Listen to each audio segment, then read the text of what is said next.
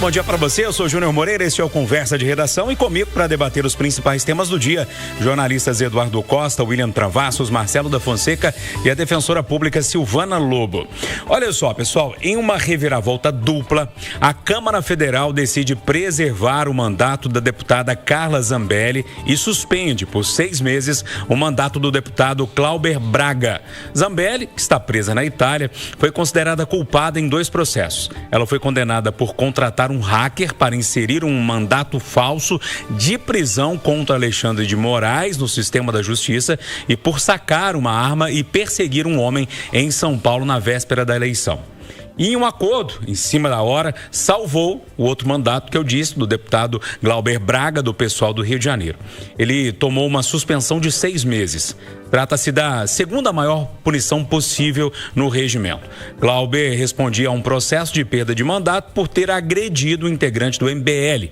Ele deu um chute quando ambos estavam no estacionamento do Congresso Nacional.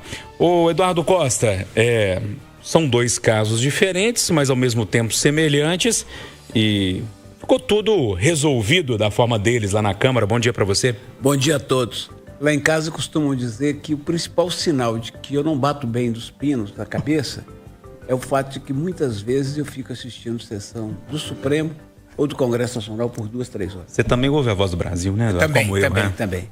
A Voz do Brasil tem até alguma coisa interessante. Agora, essas sessões prolongadas, o que as minhas filhas não sabem é que não é só a obrigação de jornalista de ficar minimamente informado. É o prazer de quem estudou um pouco sociologia, porque a cada sessão daquela eu escrevo na minha cabeça um texto de um ensaio sociológico, de analisar um jeito diferente das pessoas viverem, como é que a pluralidade é assustadora, como é que a humanidade é assustadora. Ô Júnior, eu escutei cada coisa ontem durante a sessão, o tal do Zé Trovão, que acha que não dá para falar, tem que gritar. Ele disse aos berros que naquele momento um assessor fulano de tal nominou, da ministra não sei o quê, estava ligando para os deputados e oferecendo emendas para salvar a pele do Glauber Rocha. E como apenas um deputado do MDB reagiu e não foi ouvido, o que eu imagino é que os outros... É isso, porque se eu estiver aqui agora, Júnior, e um dos participantes disser que tem gente dando dinheiro aqui para me falar isso, aquilo outro, eu vou exigir explicação, porque é uma injúria. Não, a sessão seguiu. Eu falei, uai, gente, se o homem falou, ninguém brigou, tem alguma coisa aí. E foi seguindo. Teve coisas inacreditáveis. Por exemplo, o vice-líder do PL, Partido Liberal, foi lá e disse o seguinte: olha, eu mas eu não admito caçar colega, então eu sou a favor do Glauber. Eu voto por esse negócio aí de dar só a suspensão. Aí o sócio pegou o microfone e falou assim: como não é isso que o líder dele, que sou eu, combinou, ele está destituído, cara. E eu tô escutando aqui e falei assim, gente, eu não acredito. Aí estava chegando a hora do jogo, eu falei, acho que eu vou prestar atenção no jogo um tiquinho aqui, porque eu já sei o resultado. Os caras passaram o dia descobrindo como que iriam fazer para salvar a pele dos dois. Claro que a situação da Zambelli, essa maluca, era muito pior. Mas sabe como é que é o acordo, né? Você salva meus dedos que eu salvo seus anéis. Falei, vai terminar em pizza. E não foi outra coisa. Por fim, Júnior, eu acho que eu quero convidar, se você é pai de um adolescente, mãe de um adolescente de 14, 15 anos, assiste uma sessão da Câmara e informa minimamente seu filho, sua filha, de como é que funciona a política e mostra o que é uma pessoa despreparada para um cargo, se sentar numa cadeira que não convém. Mostra como que esse presidente da Câmara, o tal do Hugo Mota, é fraco, despreparado, incapaz. Ele fica sentado igual um boneco, esperando as coisas acontecerem, atendendo o telefone, falando no zap, meio que recebendo ordens, né? Quem sabe se não é aquele outro lá, como é que chama, o Lira? Que tá falando, vai por aqui, vai por ali. Perdidaço. Ô Júnior, a Câmara Municipal de Belo Horizonte foi chamada por um vereador de Casa do Espanto. A Câmara Federal é do inacreditável, Júnior. Ô Silvana, no meio jurídico do qual você faz parte tem o acórdão, né? E no meio político tem muito acordão. Mas sim, bom dia. Bom dia, Júnior. Bom dia aos amigos da bancada. Bom dia a todos que nos ouvem. Ô, João, o que eu cheguei aqui e fiquei estarrecida com essa notícia, porque eu vi que eles iam votar, eu não fiquei igual o Eduardo assistindo, né? Mas falei assim, olha, não é possível, isso aí já é carta marcada, até porque eu vi o Glauber Braga numa entrevista dizendo, chamou o presidente da Câmara mais de 10 vezes de covarde. Ele é um covarde, isso é posição de quem só tem covardia. Ele falou covarde umas 10 vezes. Eu falei, bom, depois dessa covardia toda que ele falou aí, não tem jeito desse sujeito permanecer, já que ele chutou os outros, sentou na cadeira, brigou com a polícia do Congresso, um tumulto do caramba. Falei, ele vai. E a Carla Zambelli, eu falei, não é possível que não vá. Então a gente parte dessas assim, achando, ou seja, é o inacreditável de Almeida, né? O inacreditável de Almeida está acontecendo sem parar. E na terça-feira eu tive a oportunidade de encontrar o Ricardo Kertzmann e ele falava exatamente isso. Ele falou assim, gente, no final da década de 80 a inflação era tão grande, mas tão grande no Brasil, que quando o Collor bloqueou a poupança e o dinheiro de todo mundo achou que foi bom, porque pelo menos acabou.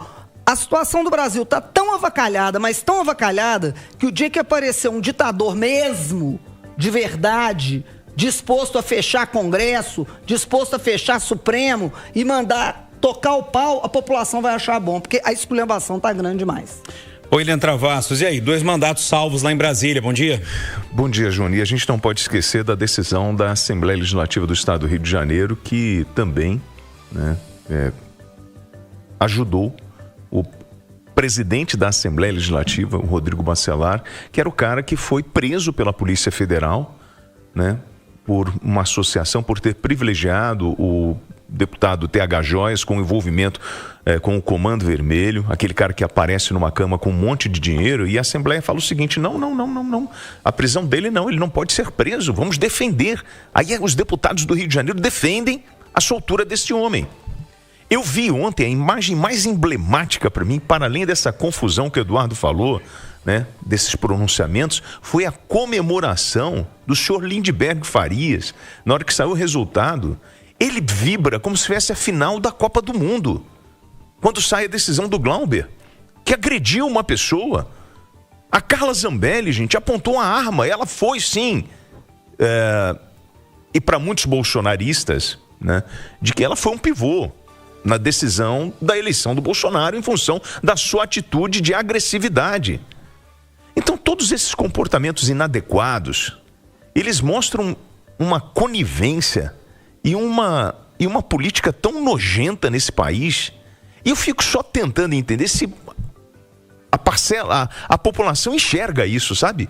Ou a turma está preocupada com a festa de fim de ano, onde vai passar o Natal, o Ano Novo, porque o que esses caras estão fazendo em Brasília, eles estão desrespeitando as leis brasileiras e o povo brasileiro.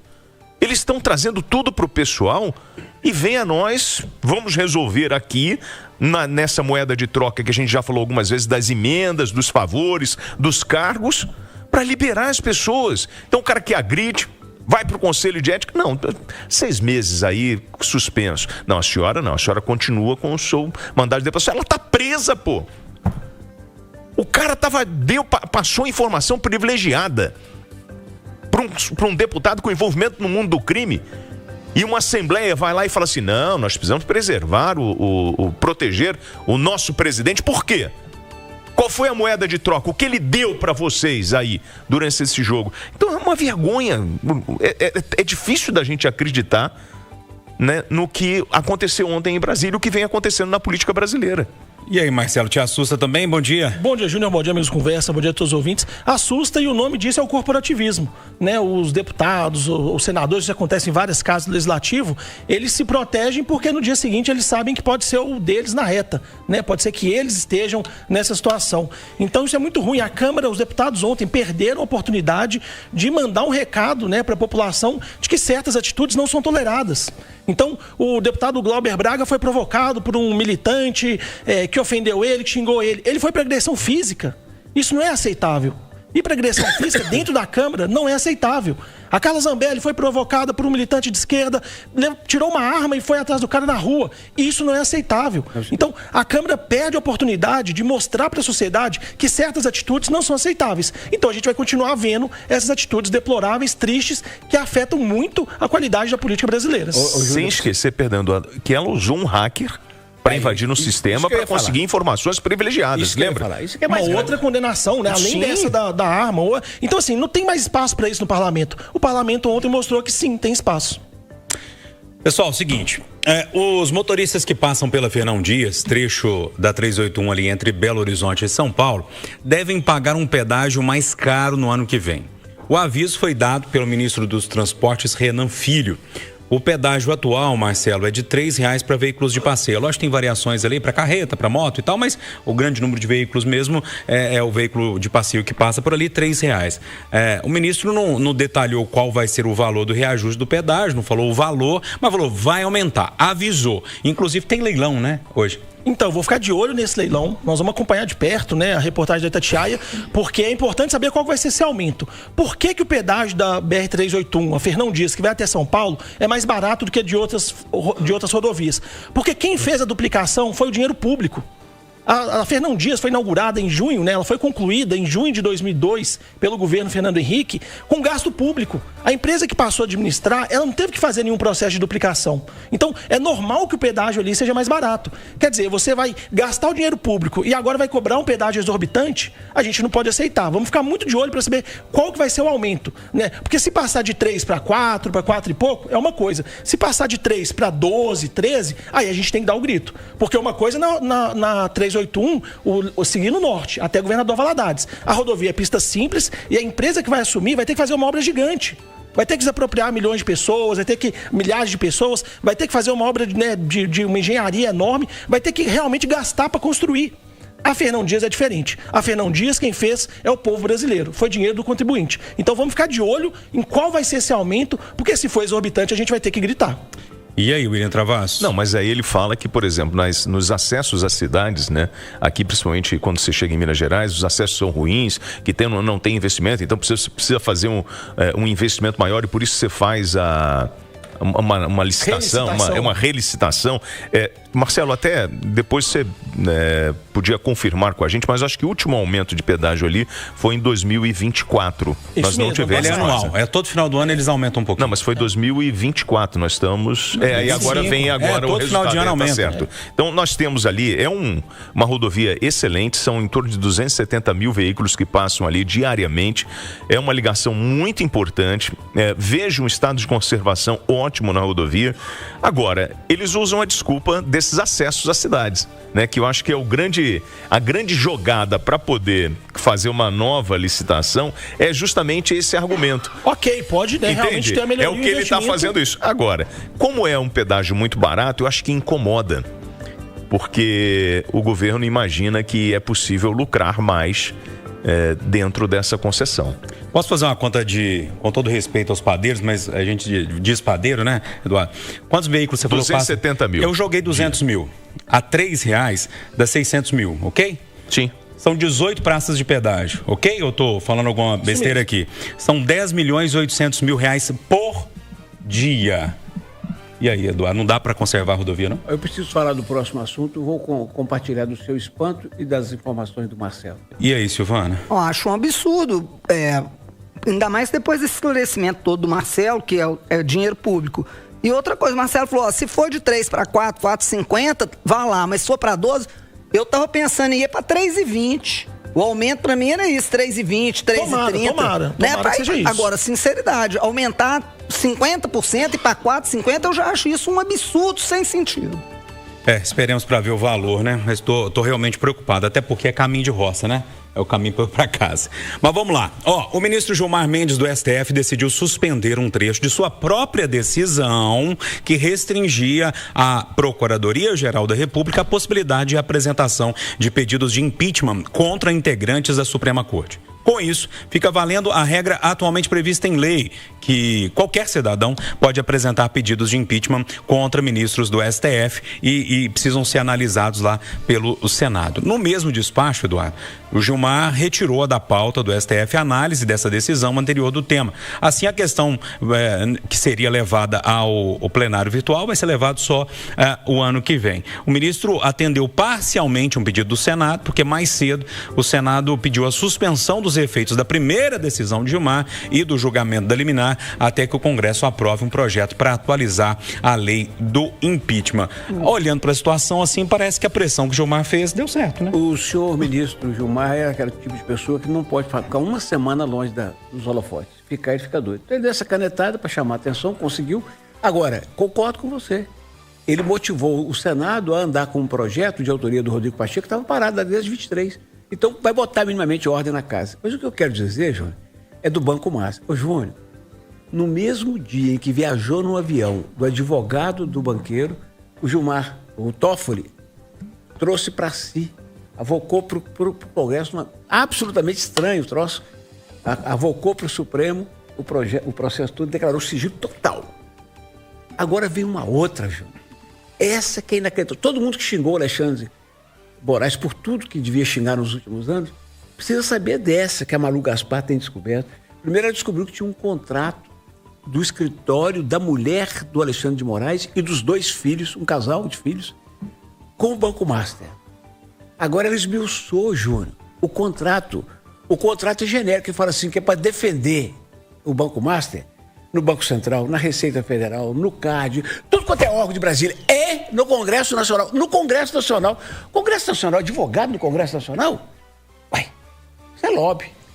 Mas 3.600.000 reais por mês. 129 milhões, o contrato de 3 anos. Júnior, esse trem veio a público e o Congresso está livrando os seus parlamentares, não está reagindo. Eu não vejo o AB falando, não vejo ninguém falando. É normal. Cadê a ordem dos advogados do Brasil? Gente, é normal. É normal. O escritório da mulher do ministro com um contrato de 129 milhões de reais, Júnior. Eu tenho 2 minutos para dividir entre 3 pessoas. Começa por você, Marcelo. Deixa eu, Júnior. Mas, por favor, vai rápido, vai lá. Vou ser o mais rápido possível. Semana passada eu ouvi a Silvana, o William, o próprio Eduardo, hoje mesmo, agora, passando um pano pro Gilmar Mendes, que eu acho assustador. E aqui eu preciso fazer a ressalva, quando a gente critica um ministro, a gente não está criticando a instituição, não. O Supremo é muito importante. Agora, o que o Gilmar Mendes fez foi atuar como legislador. Semana passada vocês falaram, ele conseguiu a formalização da PGR, é uma coisa normal. Não é normal. O que aconteceu, gente, pra gente traduzir para quem está acompanhando? O Gilmar Mendes viu que alguns meses atrás o Senado conseguiu 41 assinaturas para impeachment o Alexandre de Moraes. Os senadores assinaram 41. Ele viu que a água estava batendo no bumbum, para ser gentil aqui.